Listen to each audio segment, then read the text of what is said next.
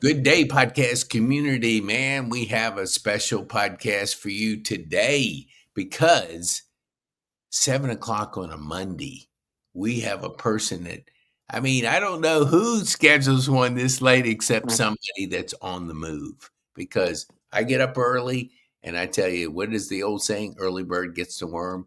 Well, Yeah. Camille, well, I'm going to let him introduce. And as soon as I hear it a couple times, being dyslexic, I'm like, I just struggle through pronouncing words. So tell our viewers who you are, what you do, and who you serve. Right. So my name is Khalil Shakur.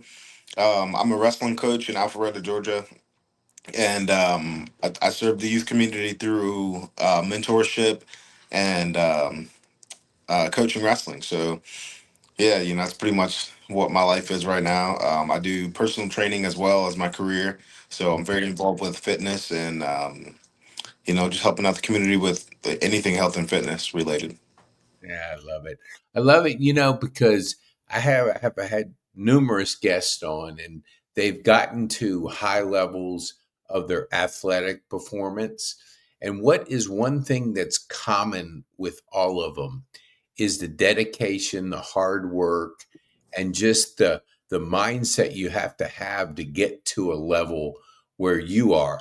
So like did you just get born? Were you born that way? Did you give our viewers like what happened that you got on this path of really physical excellence and pouring back into, youth in what you're doing right now? Right. So yeah, I was actually born into athletics. I have two older brothers. Two older siblings, a brother and a sister, and two younger siblings, a brother and a sister. Hmm. So I was born into a family with a lot of children. Everything was competitive. Like wake up in the morning, who could brush their teeth the fastest, who could eat breakfast the fastest, and who Yeah. could fold clothes the fastest. So I've always been a competitor, definitely since the day I was born. Hmm. But I was also born into a family that did Brazilian Jiu Jitsu. My dad's a black belt. He's been a martial artist my whole entire life. So growing up, every day we were exercising. We were doing some kind of run, push ups, pull ups. Even when I probably started working out at like 4 or 5 years old and then just ran with it. I just never stopped. Dang, I mean that you hear those stories and because our environment is so important to how our mindset gets shaped. So were there times like I don't want to do this, Dad? I mean, were you like um always looking forward to it, or tell our viewers like, yeah, that's something that once you develop the routine, it gets better. But were there times you struggled with, just um, being physically challenged? Oh, for sure. There was probably probably 5 or 6 years where I wanted to do other things. I wanted to play other sports. But I had a really tough dad, and he was very authoritative, and what he said goes. So when he was like, "Hey, it's time to work out," it's time to work out. Like there was Mhm. no ifs, ands, buts, anything like that. Like whatever we were doing for the day, we were gonna get our workout in on top of it. Like it didn't matter where we were on vacation, whatever the deal was, we were getting that workout.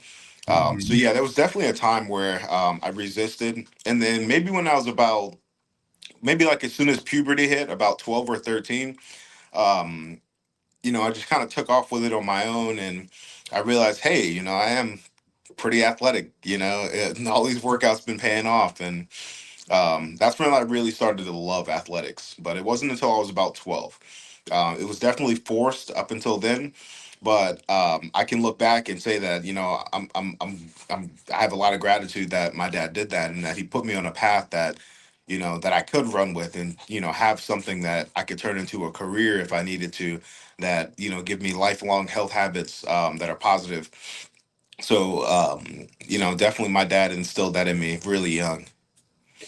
Yeah, I love that. So when you're working with youth, and I think we have, let's just say for hypothetical, we have people that grow up in an environment that you described to our viewers. Then we have the, I call them like that our parents are more, they don't want us to go through trauma. They're almost cushion us. Because I have a Yeah. high school teacher I used to play golf with, and when COVID hit, he saw how the parents did everything for their kids. It was like, Yeah. oh my gosh, let them fail, let them Yeah. fall down, let them skin their knees, let them make some mistakes. Yeah. So when you're working with youth, and you obviously can identify the ones that respond and the ones that you need to kind of inspire, how have you had to work with them with the idea that this one's a little bit harder? What do I need to do to kind of get them in the right mindset? Do you have things that you have been doing that's been working and helpful? Yeah. So, yeah, I'll start by saying this: wrestling is a really tough sport. Even when you win, it hurts. So, there's no part of it that's going to be very comfortable and it's going to feel like, you just won the Super Bowl. Even winning, you're going to be beat up, you're going to be tired, you're going to be sore. But what I like to do is tell all my athletes that wrestling is just a metaphor for life. Like even the word wrestling itself, it just means to struggle. Like it's a very vague term that means to struggle, like to wrestle with something. And even like I don't know how religious maybe some of your fan base is, but even in the Bible, Jesus talks about the struggle and grappling with faith, and that's something that we have to work on our entire lives. And especially from an athletic standpoint, you can take all the lessons that you learn from a wrestling match and apply them to your real life. Like you will always have resistance, right? Getting a job, there's going to be resistance. You're going to have other competitors, people who want that job, and you're going to have to outperform them. And what I really like about wrestling the most is that when you lose, it's a little bit tougher than just losing at like a game. If you lose at a game of Uno, a game of chess, even a game of basketball, you just lose. But physically, it doesn't hurt. When you wrestle, physically, someone's beating you up. So it's a little bit different as far as how to digest it mentally when you do lose. So in my coaching career, I really focus on winning. And I know there's a lot of coaches that may not understand where I'm coming from when I say the term win. I say, hey, man, my goal is always to win. The reason why my goal is to win is because winning in a wrestling match is a very accurate representation of how you can perform in real life. Yep. If I go lose a wrestling match and I don't learn anything, I don't get any better. I don't actually identify any of the things that, like mistakes I could have made, or even some of the things that I did right. I'll never be able to progress. And it's the same in real life. Maybe I don't get the job. Well, what went wrong? What skills didn't I have? What did I need to do to maybe on the next try get the job or get the job with another company? um and it's just very very competitive, man. Everything about it's competitive, so I always focus on winning. um Winning in a wrestling match can sometimes be by chance, sometimes it can be by luck. The weather, how is my competitor feeling? He might have a headache today and I beat him, but tomorrow he's feeling good and he might beat me.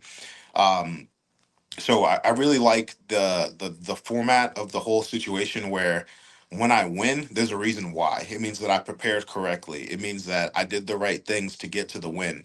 It's not about winning at all costs. It's about winning no matter the cost. Right. Mm, So, right. Like that's always a really good one man, for that me. is a good one. Say that again for our viewers. Yeah. So it's not about winning by any cost. It's about winning. Sorry, it's not about winning at any cost. It's about winning. Um, I completely messed that up. Yeah, it's funny because you said that, and I was like, man, that hits. It's not about winning at any cost. It's about winning because of the cost, or no? Right, yeah, because of the cost, right? Yeah. And And it's like, so that is life. Man, that is life. I love that. And I that's want right. our viewers just to kind of absorb that, because our mindset is how we approach, how we show up is so critical in life. And that is so good. What do you do, I mean, to continue to challenge yourself? mentally? What do you go through? Can our viewers kind of step into your world to understand? Because I love what you just shared. Yeah, so for me, I'll tell you a little bit of backstory about myself. Mm-hmm. I first was recruited to Life University to wrestle in 2013. I wrestled for 2 seasons, and in my junior season, I broke my arm, and that completely derailed me from the sport. When I was injured, I kind of didn't have the structure that I had when I wasn't injured, so I stopped going to class. I stopped doing the right things. At home, I stopped doing certain things, and it completely derailed me. I ended up dropping out of school. I ended up living out of my car. I didn't have a job, had no skills. I couldn't go back home. Like I told you, my dad was a pretty tough guy. And the day I dropped out, I gave him a call and told him what was going on. And it was basically like a 3 minute conversation. He just listened to me vent for a couple minutes, and he said, "Hey, man, you made this decision. Like, figure it out. Click." And that was the end of the conversation. He's Dang. like, "Yeah, you can't come home. Figure it out. Click," and that was it. So yeah, man, I spent the next 7 years figuring out what to do with my career. Became a personal trainer, but there was always still that void that was like, hey, what if? You didn't finish that college career, man. You didn't finish your wrestling journey. Um, so moving forward, I started dating my current wife, and she was like, "Hey, man, I know, dude, you've got this in your chest, man. You need to go compete and, get this monkey off your back." So I ended up signing up for the U.S. national tournament. It's one of the biggest tournaments in the United States, one of the toughest. And I went there and I competed so horribly. I'd never been more embarrassed. I'd never been more out of shape. I finished close to last. So it was not a great tournament for me at all. But that lit the fire and said, hey, not only can you still do this, but all you got to do is get back in shape, keep doing what you were already doing, get back to the lifestyle that you were living before. Like I had accrued a bunch of bad habits. I was smoking, I was drinking. And so I had to put those things down and really figure my life out. So really for me, testing myself at the national level was a good way to kind of check my mindset and get me back in the mindset of progression instead of just staying where I'm at. Because now that I'm a little bit older, there's no such thing as staying the same. Either you're growing or you're dying.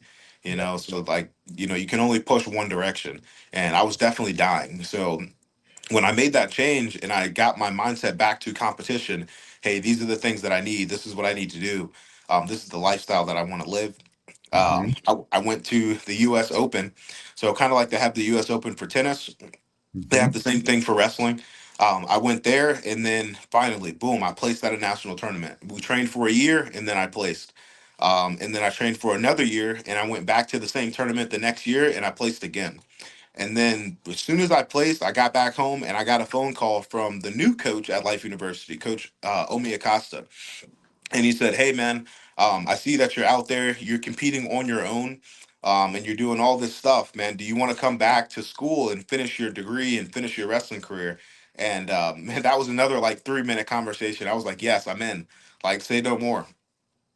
So I mean, the road back was so much tougher than I could have ever expected. Mm-hmm. The first thing that I had to do was I owed Life University like $5,000, so I had to pay them first just to get out of debt, and Mm-hmm. then I had to pay out of pocket for my first whole like 2 quarters of classes. So that was like another $5,000 out of pocket. So I really had to work hard. I had to grind hard at work. I had to put certain things down so I can make more time to save money. Um, we stopped eating out. We stopped door dashing everything. We saved as much money as we could just to get me back into school. And then from there, it was another uphill battle of, hey, man, you got to get back in shape.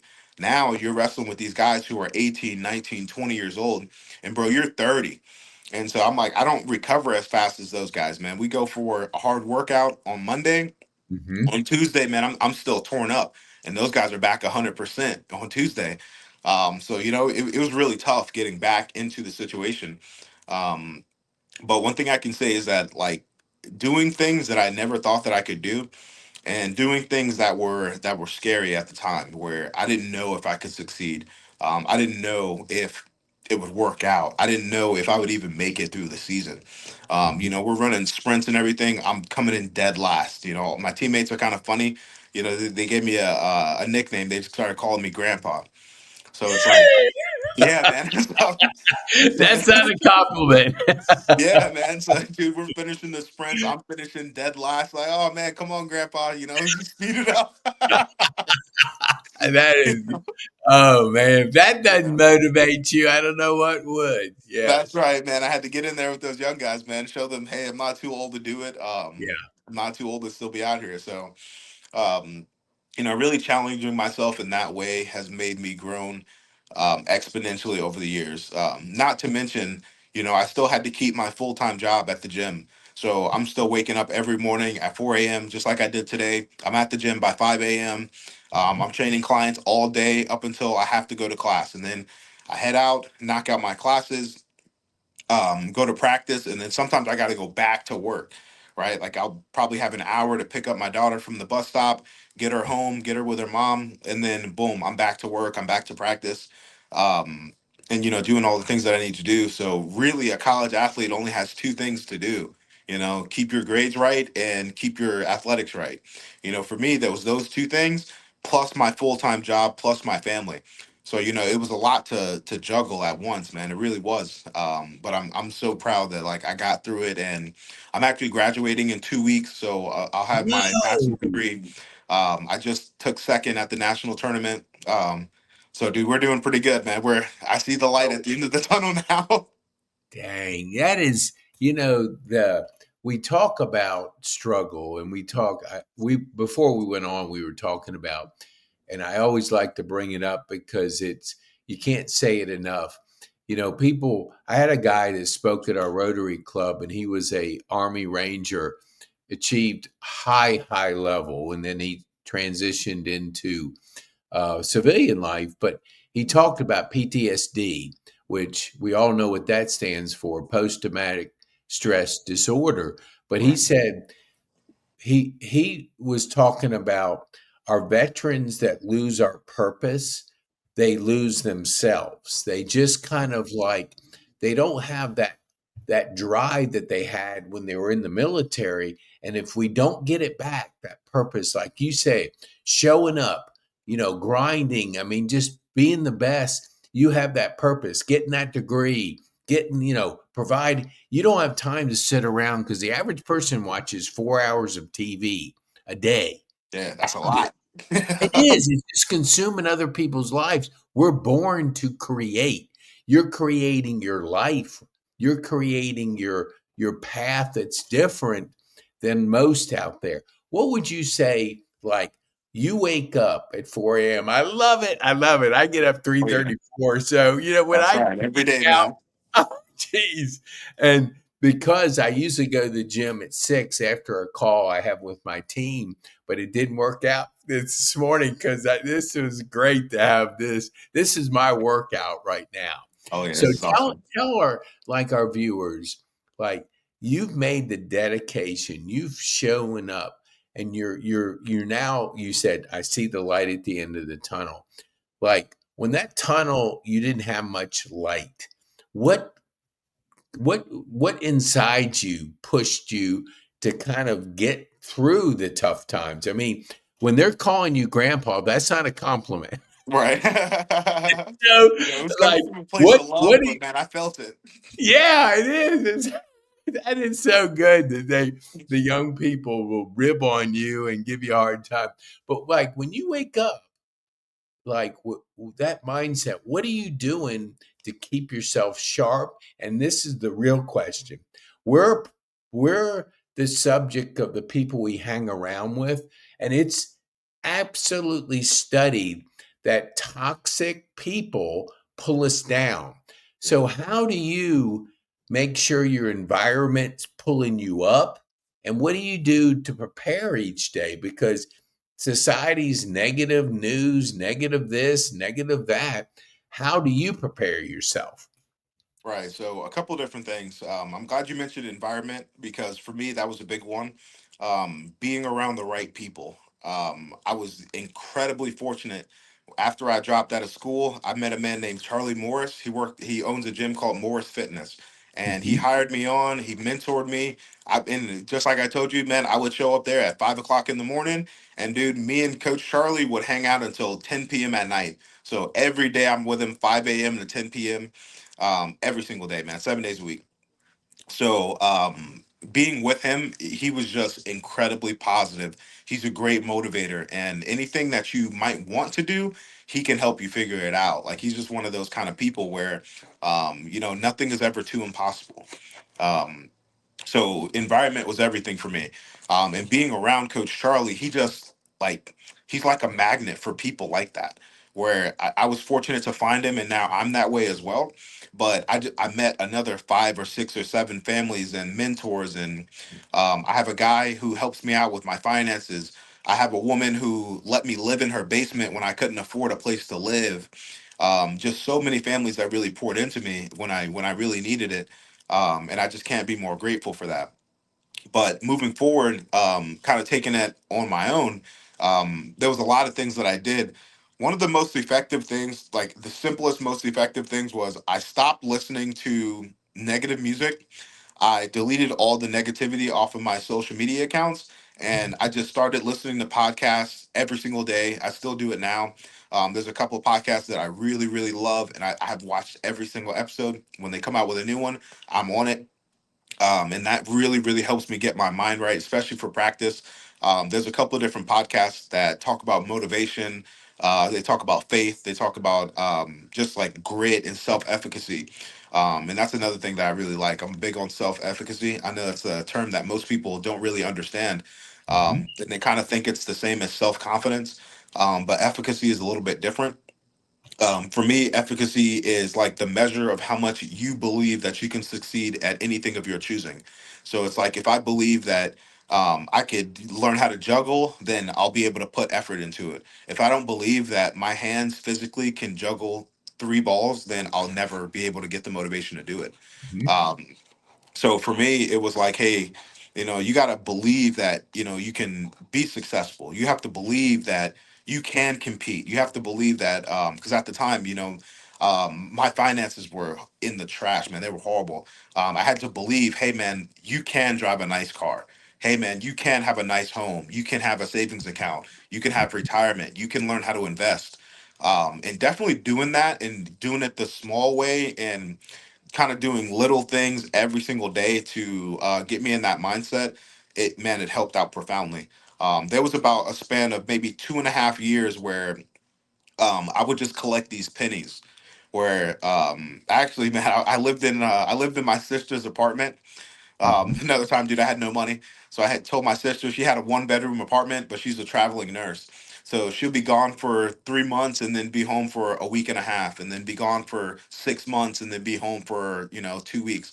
So I spent a lot of time at her place when she wasn't there, and I would just stack these pennies. And I remember one time, dude, she came home and like the whole windowsill and like half of the her bedroom was like covered in pennies. She's like, dude, what the hell? Like, why is my house covered in pennies right now? And I was like, hey, I'm doing this thing where, every day I would just stack 1 penny. And then after about a week, I started stacking like 2 or 3 pennies. And then after like maybe 2 or 3 months, I just stacked as many pennies as I could find. I was finding pennies on the street. I was finding them at the gym. I was seeing pennies everywhere. Everywhere I was seeing pennies. And like I would just pick them up. By the end of the day, man, in my pocket be full of change. I got change in my bag and only pennies. If there were quarters, nickels, or dimes, I wouldn't even touch them. So it's just a Wow. ton of pennies, dude. I probably had over 1,000 pennies in there.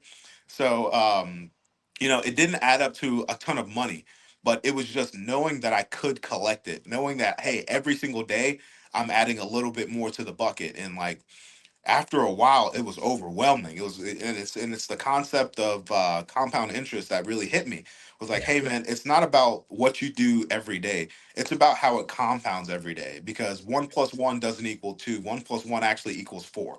So it's like you just got to keep pushing on it every single day. And when I stopped, The day that I stopped collecting pennies was the day that I opened up my first investment account. And I said, hey, okay, now it's time to do this for real, like in real time. Because Yeah. I proved to myself, hey, man, you got a freaking 1,000 pennies. I couldn't even count them all. Um, in your house right now, just chilling. Like, imagine if those were all dollar bills. Yeah. Imagine if those were all fives. Imagine if those were all 20s. I was like, man, imagine if these were all hundreds. Like, how long would it take me, to stack this many $100 bills? Um, so, in my mind, I proved to myself that, hey, you can invest. You Yep. can be rich too someday. And, I put myself on there's a guy named Dr. Boyce Watkins that I really like, and he's a finance professor, and he has a $5 investment a day program. It's literally $5 every day. You put it into the stock market, and you just let it sit, and you let it ride until you're rich. Um, so I've been doing that every day since. So that's been another interesting thing that I've always done to build that self-efficacy and kind of build that I can do it attitude. Yeah. That was a big thing for me. That is so good. I want to be respectful because I know you have a client Yeah. coming up here. So tell our viewers one, we'll put in the show notes how to get a hold of you. But I want just because of time, what would be the one thing you want our viewers to take home from our time on this podcast that you could share with them? Yeah, man. Definitely back on that self-efficacy piece. You got to believe you can do it before your mind creates a way for you to do it. So Mhm. if you don't believe, if you're not involved with the subject and doing your research and failing and trying to make some progress, it's never going to happen. A lot of times we quit before the magic happens. Yep. I think sometimes we look at things and we think, oh, this will take a certain amount of effort, and 99% of the time we're just wrong. We underestimate it by a lot. And Mhm. so, even hell, the smallest things, growing vegetables. You put a seed in the ground, you water it. Tomorrow, you're gonna check it. Oh, did it do something? The next day, you check it again. Did it do something? Did it do something? It's like, nah, bro. You gotta wait 2 weeks. You gotta water it every day, and then in 2 weeks, you're gonna see some sprouts, and then it'll be another 6 weeks before you see some tomatoes or some fruits coming out. Yep. So, the self-efficacy piece is always get involved with it, get a taste of it, and man, keep churning on it. Take a little bit at a time. Like they say, how do you eat an elephant? Like one bite at a time. Mhm. Everything in life is the same way. Just be ready to, be hungry and be ready to eat that whole elephant. Just don't stop when you're done with the legs, because I that's love not even the it. good I part. love it. So, Man, man, this has been a treat. Thank you so much. yeah, thank This you. is like Monday morning, 7 o'clock. I think everybody should listen to you to fire them up for the week because it's so important what you have shared. And I want to thank you for taking the time to be with us on this Monday morning and to give us really that jolt of what we need to really get ourselves going and the mindset right. So, Khalil, Yep. thank you so much. Oh man, Appreciate thank you, you. Pete. I Look, appreciate you. you have an open invitation to come back Oh yeah. anytime you want. So we'll work on your schedule. We'll work you in somewhere somehow. But our community needs to hear from you on a regular basis. Yeah, man. So I'd love to be thank, back on anytime. awesome. Thank you so much. All right, Appreciate you. buddy. Have a great day, my man.